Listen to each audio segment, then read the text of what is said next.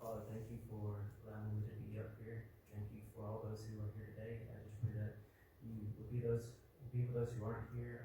Please do them no matter what the cause it is, that what problems, whatever it may be. I just pray that you will be with them, Lord.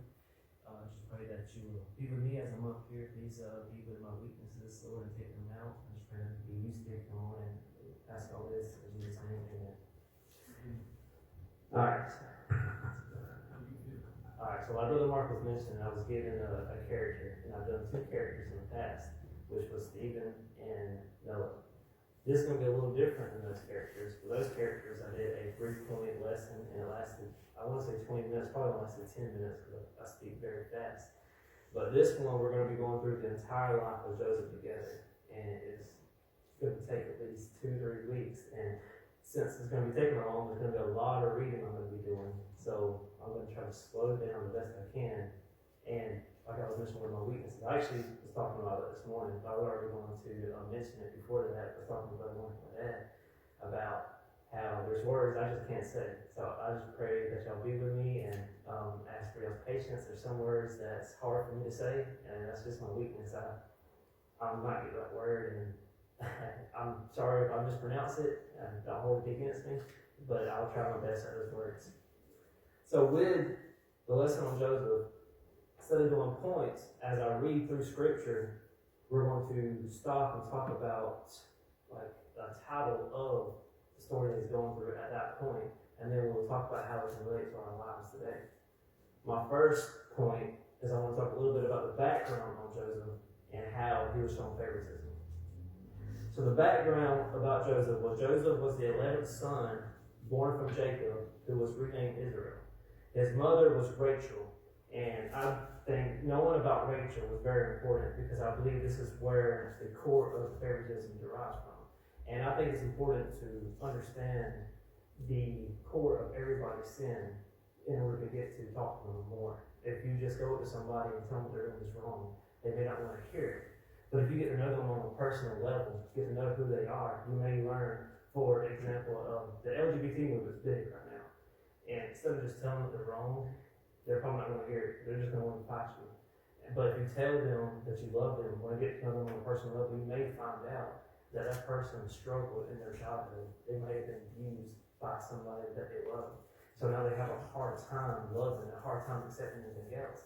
But if we can learn that about that person, then we can talk to them, let them do it.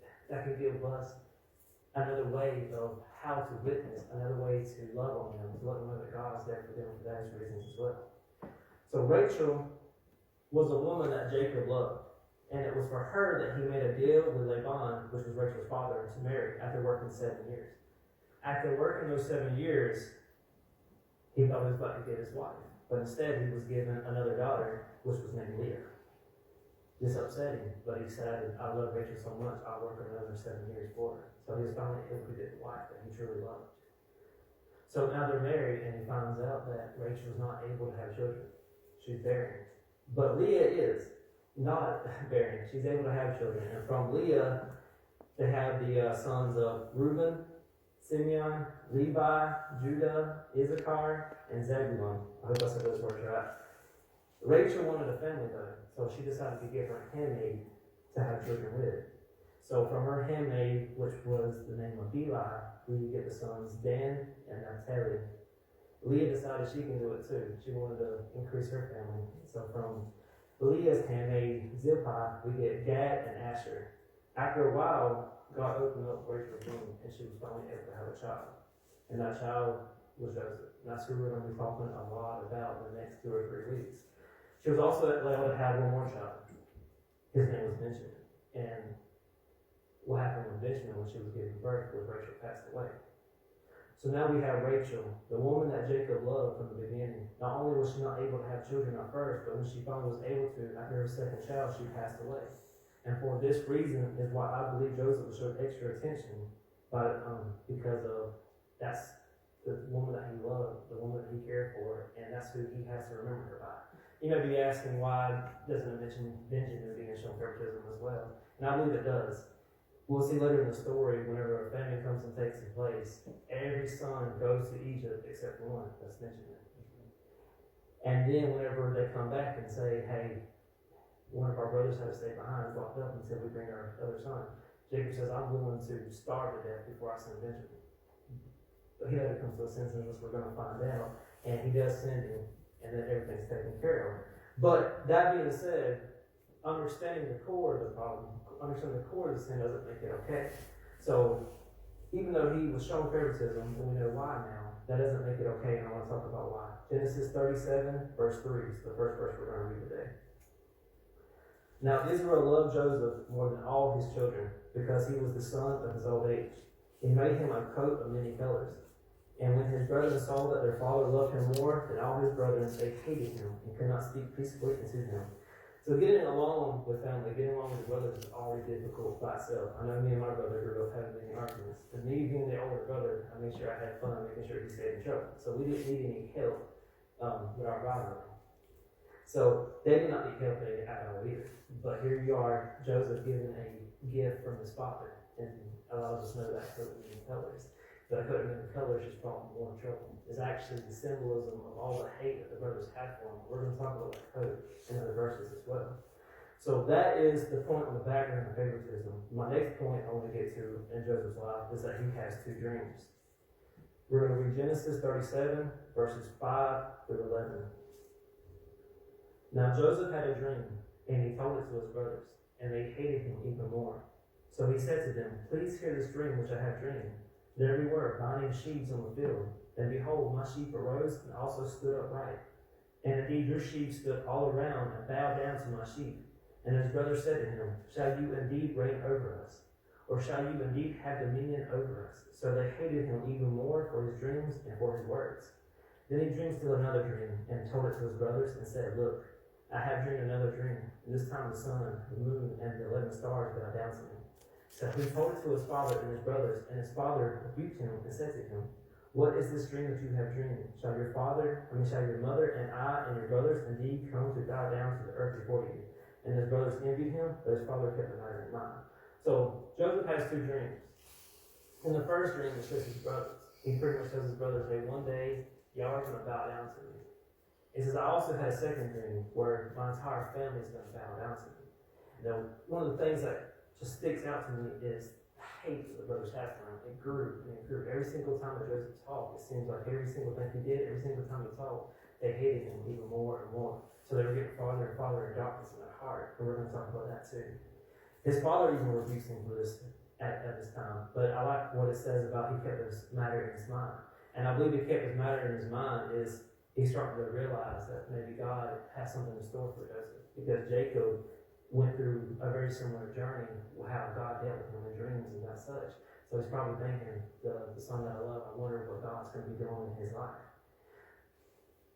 From my studying of Joseph, the only thing that really sticks out about Joseph's wrongdoing that's ever talked about in the Bible might be this. And some could even argue about this, about his pride being here.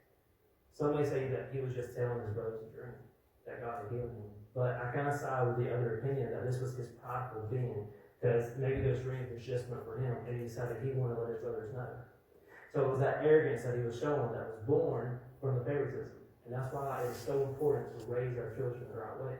If you raise your child in an abusive household, they're probably going to grow up thinking abusive nature is okay. They're going to grow up probably being a bully. If you raise your child the opposite and give them everything that they want, they're probably going to grow up thinking they're entitled to everything. And they think it's hard to raise a child, and it is. I'm learning now. But I do know I do have instructions, and it's in the Bible. We just have to read the Bible and learn how God is with us, and that's how we can deal with them. Also, if we teach our children that they're better than their brothers, that they're better than other people, they're probably going to grow up thinking they're better than others, that they're better than other people, and they're probably going to show it too and think it. And that's probably what happened to Joseph here, is he's showing the arrogance that he had by telling his brothers, hey, one day you're going to bow down to me. But that being said, whether you believe that was just him telling his brothers something that God told him, or that was a sign of arrogance, I don't see anything else written in my study that points out of Joseph's wrongdoing, except I see a young man that's striving to please God. My next point I want to get to is Joseph gets thrown into a pit. Joseph's brothers were supposed to be feeding the flock in Shechem, and Jacob wanted to know where his sons were at because they weren't home yet. So he sent Joseph to check on them. When he got to Shechem, he was told by a man that they traveled through Dothan. Dothan was about a day's journey walking, and if I was told my brothers had went to a day's journey of walking, I probably would have turned around and went back to my house, told my dad, do what you told me to do, and you could take care of the rest. But Joseph wasn't like that. Joseph decided he was going to do more than what his father asked him to do. So I see Joseph being here, being obedient to his father, someone who loves his father. And I understand the favoritism is plain, it's clear, but I also want to point out that maybe he was also being blessed because he was being obedient. So some of the extra attention he was getting, maybe it just been a blessing. And I can say the same thing for us. If we're being obedient to God, I'll just use church for example. If we're being obedient to God and come into His house, we're going to be blessed by being able to be together with each other. We're going to be blessed by coming to Sunday school, learning about the Word. We're going to be blessed by the music. We're going to be blessed by the pastor delivering the message that comes from God. But if we're not here, we're not receiving those blessings. So it's not favoritism, it's just us being obedient. And maybe I know the favoritism is wrong, and I know that's part of it, but maybe that's not all of it. And that's just the point I wanted to make on that. So, as Joseph is getting closer to his brothers, they see him and conspire against him. Genesis 37, verses 18 through 24 says this. Now when they saw him afar off, even before he came near them, they conspired against him to kill him. Then they said to one another, Look, this dreamer is coming. Come therefore, let us now kill him and cast him into some pit, and we shall say, Some wild beast has devoured him. We shall see what will become of his dreams. But Reuben heard it, and he delivered him out of their hands and said, Let us not kill him. And Reuben said to them, Shed no blood, but cast him into this pit, which is in the wilderness, and do not lay a hand on him, that he may deliver him out of their hands and bring him back to his father. So it came to pass, when Joseph had come to his brothers, that they stripped Joseph of his tunic, the tunic of many colors that was on him, and they took him and cast him to a pit, and the pit was empty, there was no water in it. So the hate for Joseph grew so much in his brothers' hearts that when they saw him, they decided they had this chance right now. And most of the brothers decided the best thing to do was to kill him. That's the darkness that was growing inside their hearts. And while Jacob and Joseph was not making it easy for them to be liked, Jacob and Joseph was not to be blamed. And just like we aren't to be blamed for our own actions. So the actions that they were taking, the thoughts that they were having, is they're to be blamed for those same thoughts. Those thoughts that they were having. And it's because of the darkness that was building up in their hearts. And we have to be careful not to fall into the same category. There's going to be people in our lives that are going to frustrate us. There's going to be people that's going to be hard to be around. And we're thinking, I don't know how I can even begin to try to be with this person, like this person. If you work with this person, you have to be around them when you have to leave your job. And say, I got to work, I got to make money for the bills. And I don't know what I'm supposed to do because this person is driving me crazy. So, 1 John 2:9-11 talks about that. He who says he is in the light and hates his brother is in darkness until now. He who loves his brother abides in the light, and there is no cause for stumbling in him. But he who hates his brother is in darkness and walks in darkness, and does not know where he is going, because the darkness has blinded his eyes. So if we allow that darkness, or if we allow that hate into our lives, I mean, it's okay that we know that there's some people around, but it's just hard to get it going with. But if we allow that hate into our hearts, then we're going to be more vulnerable to give into the flesh. And when we give into the flesh, we're going to do things we're going to regret. We're going to say things we're going to regret. And you may be thinking, well, how do I get around that? Because I really don't like talking to this person at all. So how am I supposed to like this person or stop hating this person? 1 John 4:8 says, anyone who does not love does not know God, because God is love. So we can overcome that hatred. We can overcome that irritable sense we get when we get around people by just simply getting to loving God. If you love God, everything else will take care of it. It's like a domino effect. Making simple matters is loving God. If you love God, you're going to be obedient to God. If you're obedient to God, you're going to read His Word. If you read His Word, you're going to understand what He wants you to do. And when you understand what He wants you to do, you should do it because you're obedient to God. So it's like a domino effect. It just happens. So love God. Joseph's brothers could have overcome this hatred as well, just by loving God. But Reuben, the oldest of the brothers, came up with a different plan. Instead of killing Joseph, he talked to his brothers into throwing Joseph into a pit so that he could bring him back to his father later. Reuben here decided that he was going to go against the unpopular opinion. He decided that he was going to use his voice and he was going to decide to try to make things better. And that's something we need to do. We need to, as Christians, we need to stand up and voice our opinion when things are getting bad. This reminds me of a story by Ben Carson in 2013 at the National Prayer Breakfast. Ben Carson, if y'all don't know who he is, he's He's a very good, I mean, I say very good, he's a great surgeon that is known for writing many books. He separated twins at birth. They were born together. He was able to separate them when they both lived. He was already famous before his 2013 speech. But his 2013 speech that he delivered at the National Prayer Breakfast, it got him on a whole other level of famous. He actually ran to be president, and he was actually rising up in the ranks pretty high. Trump ended up winning, but I do believe that Ben Carson would have known more about the affairs of the world. He may have actually had a very good chance. He was a very good Christian man. The story that he shared at this National Prayer Breakfast, it put a smile on the face of the president at the time, who was actually sitting just feet away from him. But after talking more, the president found out that he wasn't just sharing a funny story, but he was actually talking about exactly what he was going to be doing. He was going to be raising his voice. And he talked about things like how we need to add to our government something that makes sense, something that is fair. And he says whenever he opens up his Bible, there's no one more fair than God. So we need to add more things from God to our government. And the smile on our president's face quickly went away. I want to share that story that Ben Carson shared. He said there was this man who loved buying gifts for his mother, exotic gifts. He was walking on the street and he saw these birds, and it was about to be Mother's Day. So he decided that he wanted to buy these birds for his mother. They were $5,000 a piece, and he said, that's just a lot of money. But these birds were so exotic, they were so beautiful, they could sing, they could dance, and they could talk. He said, I gotta buy these birds. So he bought 2 birds, sent it to his mom, and on Mother's Day, he calls her. He says, Mama, how do you like those birds? And she said, yeah, baby, they were good. She said, Mama, you cannot tell me you just ate those birds. Those were expensive birds. They could sing, dance, they could talk. And she said, well, they should have said something. So, if we don't speak up, that's what's going to happen to us. We have a voice, and we have to allow that voice to take up. We have to use that voice that God has given us. Those who oppose Christians are going to continue to oppose. They're going to continue to push. We may think, well, we're just not ready to fight back, or just someone else can do it, or it's not that big of a battle right now, so we'll put our hands in our pockets and just allow things to keep going. But the more we allow, the more that they're going to push. Evil does not compromise. Evil's not going to just sit still. All right, thank you for this win. I'll stop now. Evil's going to keep going until it consumes all. And if we allow it to, it will.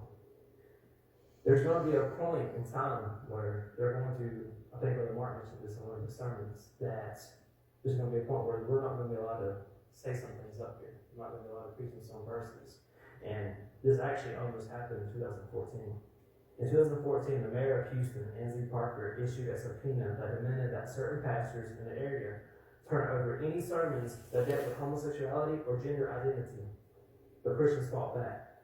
Around 400 Houston area churches stood up and opposed the order and filed a lawsuit, and the pastors refused to comply to the subpoena. In 2017, Texas Governor Greg Abbott signed the Sermon Protection Act that protected pastors from having to turn in the sermons to the government. In 2014, if those pastors, those churches just would have put their hands in their pocket, it would have gotten worse from there. And I believe it would be here today.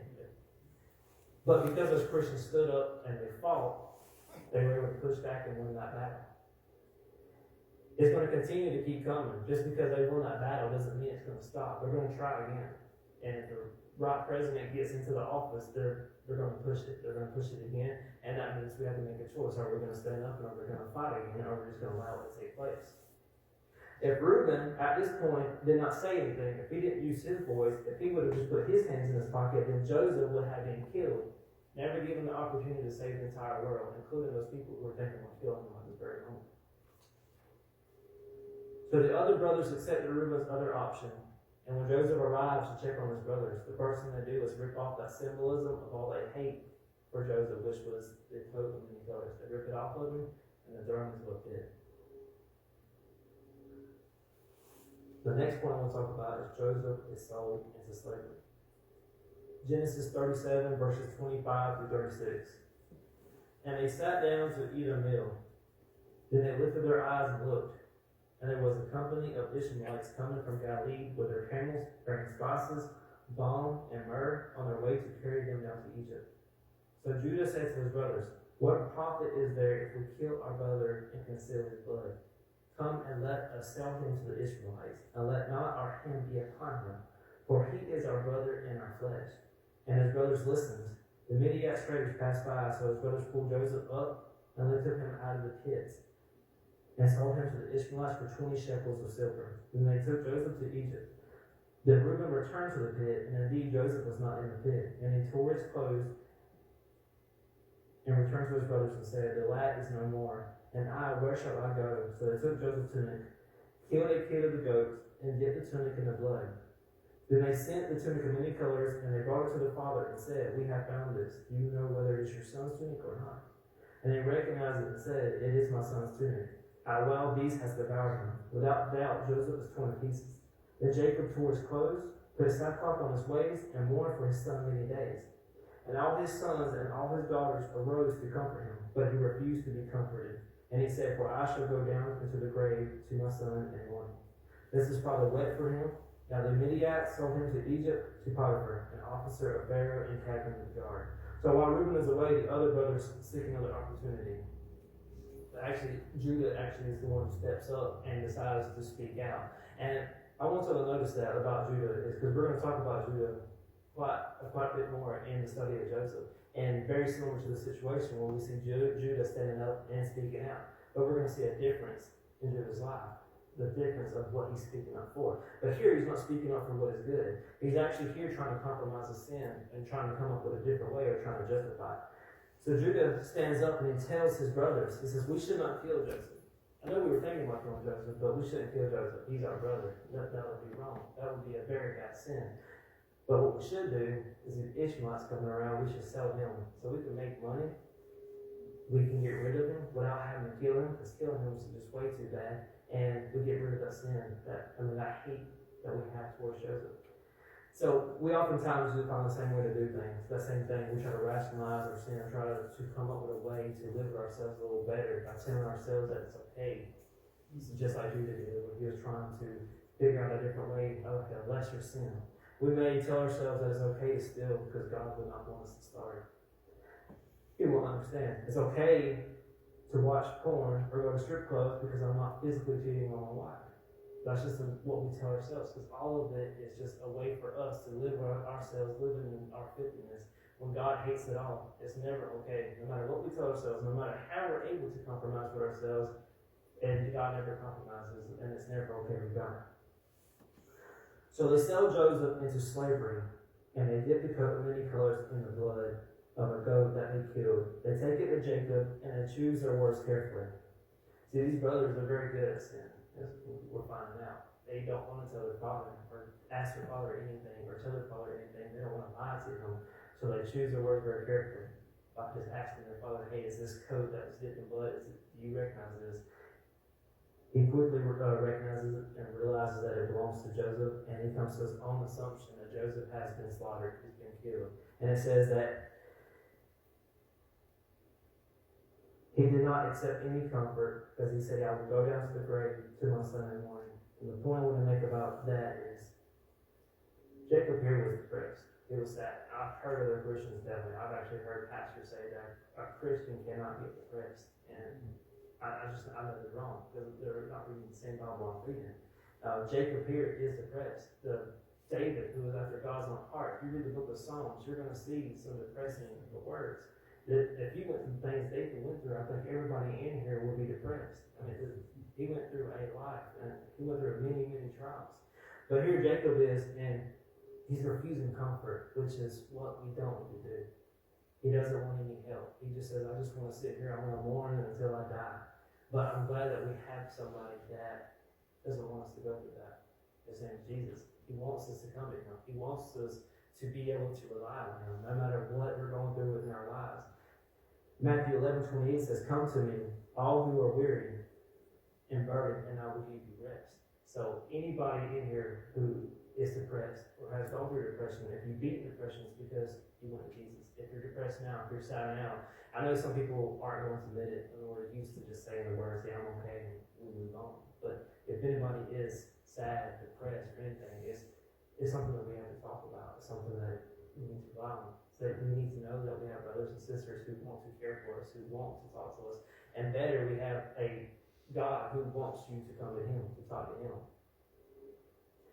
The last point that I'm going to talk about tonight is Joseph's rise in the ranks with Potiphar.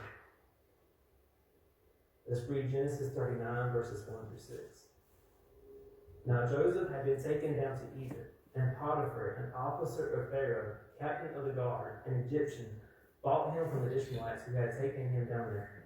The Lord was with Joseph, and he was a successful man, and he was in the house of his master the Egyptian. And his master saw that the Lord was with him, and the Lord made all he did prosper in the land. So Joseph found favor in his sight and served him. Then he made him overseer of his house and all that he had put under his authority.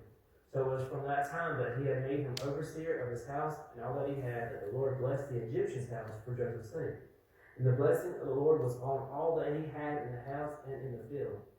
Thus he left all that he had in Joseph's hand, and he did not know what he had except for the bread which he ate. Potiphar was an important man in Egypt. Many people believe that he was titled captain of the guard because they believe he was in charge of the prison that was reserved for those who accept the Pharaoh. This is most likely the same prison that we're going to see Joseph thrown into in the same chapter.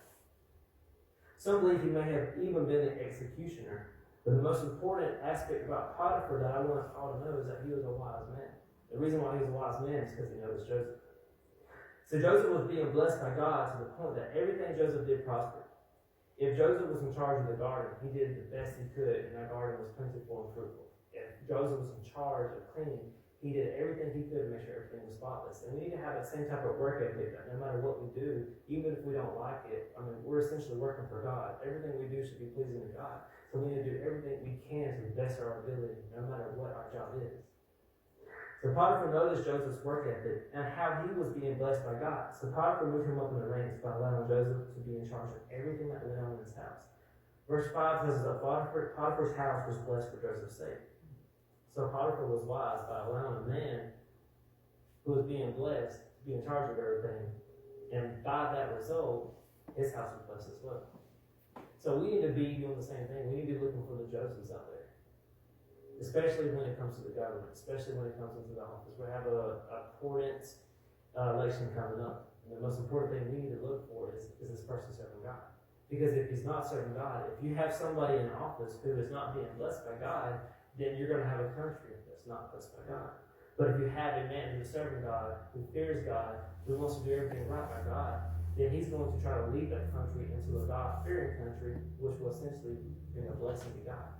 There's no other way around it, because God essentially is the only one that can save our country. There's no man. So we need to look for the Josephs in charge. Next week, I'll start off with when Joseph gets tempted, but I think I'm going to stop there for now. Let's pray. Father, thank you for